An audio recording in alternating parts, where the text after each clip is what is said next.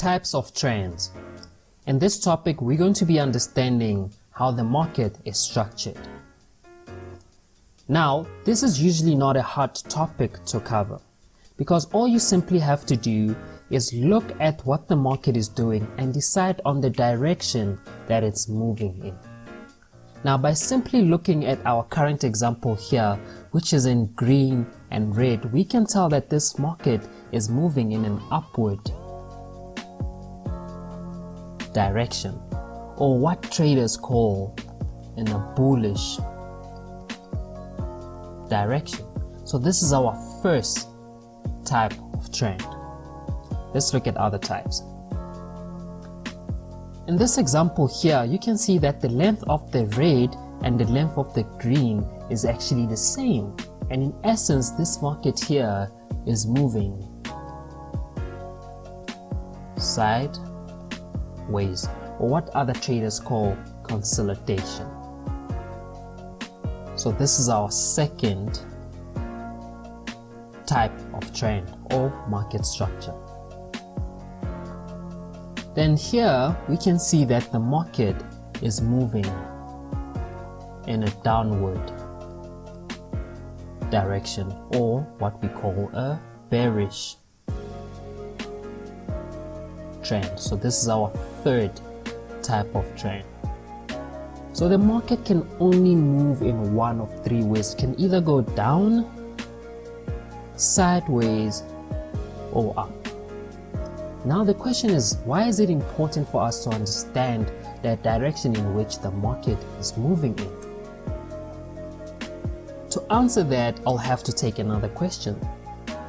In an upward moving or bullish trend, who would be benefiting the most out of such a movement? And who would be interested in seeing the market move up overall? It's pretty obvious that would be your buyers, because buyers benefit from a market that's moving upwards in direction. So as a buyer, an upward moving market is more enticing, or it's more attractive to you than a downward market or a sideways market will ever be, because that's where you make most of your money. What do I mean by this? If we look at the green here, so let's call this point A. So let's call this A, this is point B, and this is point C. If we look at point A and we move from point A all the way to point B, you can see that this is quite a distance that we're covering. So let's say, for example's sake, this is 100 pip movement. Okay, and you can see that the distance from point B to point C is not as much as the distance covered from A to B. So we could say, for example, this would be maybe 40 pips worth of movement. So it would be more beneficial to you to be a buyer in this market than you would be as a seller, because you're making more profits as a buyer. So obviously in an uptrend, you want to situate yourself with the buyers, where the market starts pivoting upwards so that you can make most of the profits. And what you'll notice that we're not saying that there are no sellers in an upward moving trend, right? So there's still resistance, but the problem is resistance doesn't last. Okay, we keep going higher than the previous resistance. Here's another resistance. Right? And we keep going higher. So in essence, we are creating a general direction which is upwards, and that's where we start drawing things like your trend lines. So let me try and draw a trend line here. It won't be awesome. Wait, why am I even doing it manually? Shapes, line, there we go. So I'm just gonna connect the dots. Alright, so you can see that the direction here is literally going upwards, and you can connect these dots to create a trend for yourself. So this is giving us the average movement, which means that anything below that trend line is sellers or bearish territory, but anything above the trend line is buyers, right? Buyers territory. So basically, what are we expecting from this? So if the market then finds a new resistance here and starts moving down, we're expecting that the bulls will react before we go below the yellow line and start moving back up. So this helps us predict where other buyers would be coming from. So it is important for you to understand this, and we expect them to obviously go higher than where the resistance is, because bulls or buyers dominate this market. All right, so I'd not be looking for selling trades in an upward moving trend, because I would be making 100 pips as a buyer versus the 40 pips that I'll be making as a seller. Now let's look at the sideways market. What you realize with the sideways market is this is a equal field, okay? And equal is an important word here. So here the buyers and the sellers are equal in strength or equal in momentum, and anyone could take this game. So basically what happens in a sideways or consolidating market, most traders actually sit out of that market and wait for a breakout, because a breakout then shows who's dominating the market and who you should be stacking your money with. Right? Some people will call sideways markets choppy markets, because the market is not decisive in which direction it wants to move. But all it simply means is that your sellers here, or your resistances, alright? So all your resistances versus all your supports are equal in strength, and this is why we call this a sideways market. So let me connect the sideways. So there we go, resistance area, and down here, hey buddy, let's get another shape over there. And down here, this is all your support area. So this literally shows that the strength is equal. So in such a market, you don't want to be trading within this, because the market is not really going anywhere, unless if you're trading a bigger time frame, like your swing time frames, and you're willing to take the sells every time the market hits this line, and willing to buy every time the market touches here.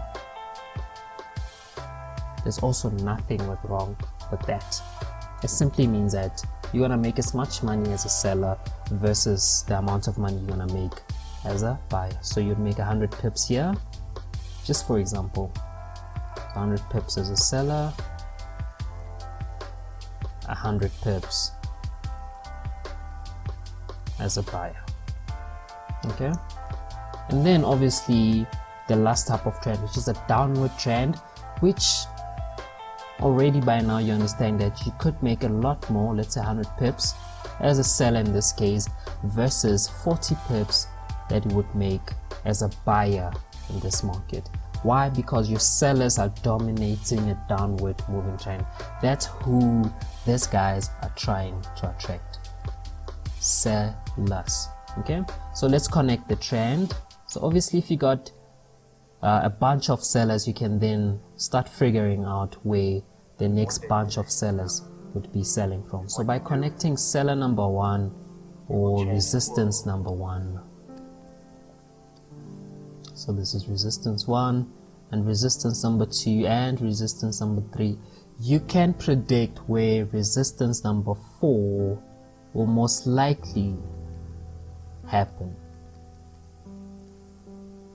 Okay, so I don't think it's that hard to understand types of trends and the type of market conditions you're going to be going against. Okay, so market can only go in one of two directions. It can either go up or it can either go down for the sellers, but sometimes the market is equal in strength and we just have to look at a sideways market that's really not going anywhere. Now I want to task you with this. So I just want to test if you understand what I'm talking about. So in this case, we've got a market that shoots up, retraces or finds resistance and shoots up again, retraces, finds a new support and shoots up again. So in this stage, you can clearly see that this is an upward moving trend. Okay, but then this starts happening to the market. It starts reversing back down. At this point, is this now a downward moving trend, or is it still an upward moving trend? What's your answer? The answer here is that the market is still in an upward motion. So it was up here, it's still up here. So it's still bullish. And the reason for that is that we are still following this trend over here. So what happens if the market then moves from there and continues going down to this level here? Are we in an upward trend still, or are we now in a downward trend? What's your answer? The answer to that is that we are still in an upward trend at this point, because this support and this support and the third support are still holding. They haven't been broken, right? Which we'll get into more details in the next video. But in this case, we're still in an upward trend, because this market could easily decide to turn from this point, which is the previous support, and create another support here and continue going upwards. Okay, so this could easily happen. So the market is still bullish for as long as a support structure is still holding. But what if this happens then? The market from that point decides to go further down. In which direction is the market moving now? Upwards, downwards? What's your trend? At this stage, the market then has a bias of a downward moving trend, because what we expect is that then the market from that point, because now we've broken structure, we broke this support level, we expect the market will then move back up to the support area and then continue going down, because only a very strong seller, in this case, whoever was selling here, whoever was the resistance here, only a very strong seller can break a strong buyer, because this is a strong buyer. The market went up there, pivoted up from there, and then the market came down, and for the first time the resistances were stronger than the supports in this area here, and this indicated a weakness of the bulls, and they gave the strength back to the sellers. So in this case, the current trend of the market is going downwards, and then you can start connecting your resistances to have the average trend going on there. So basically anything below this are all your bears, so keep selling down there. Anything above that blue line is then again bullish territory. Same down here, anything above this green line was then your bullish territory, and anything below that would have been an indication that now your bears are in control. And that's all it simply means to understand types of trends, is to know in what trend you are in the market and which team to go for. You can't be buying a market that has broken support, because now you're fighting against very strong sellers in that market. And I really hope this video really broke it down to you without sounding mediocre or that type of person in general. So leave me your comments below, let me know, was this video helpful for you to understand the different types of trends and how you would possibly use this information to trade. Alright, so until we meet in the next video, peace.